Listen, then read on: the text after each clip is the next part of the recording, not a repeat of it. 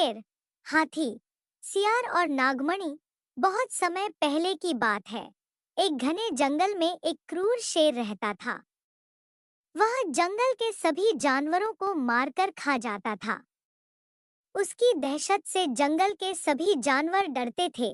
एक दिन शेर ने जंगल के सबसे बड़े और बलशाली हाथी को मारने की ठान ली, लेकिन हाथी बहुत शक्तिशाली था और शेर अकेले उसका सामना नहीं कर सकता था। शेर ने चालाकी से सोचा और एक सियार की मदद लेने का निश्चय किया।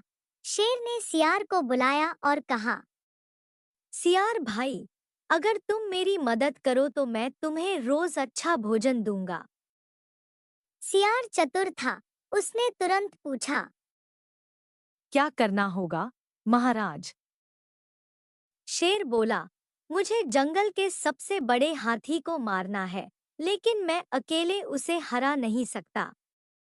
तुम्हें उसे किसी तरह मेरे पास लाना होगा। सियार बहुत चालाक था। उसने तुरंत एक योजना बनाई।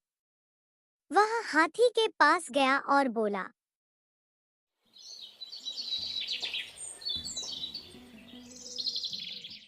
महाराज, जंगल का नया राजा चुना जा रहा है और जंगल के सभी जानवरों ने आपको राजा बनाने का निश्चय किया है।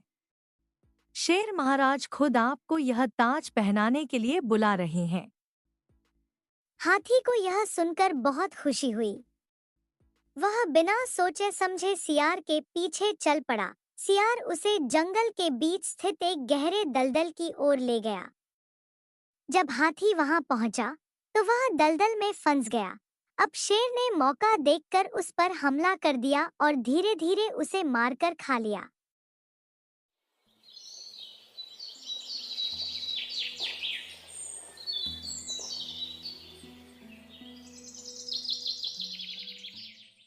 कुछ दिन बाद सियार को जंगल में घूमते हुए एक गुफा मिली, जिसमें एक चमकती हुई नागमणि रखी थी। उसे देखकर सियार के मन में लालच आ गया।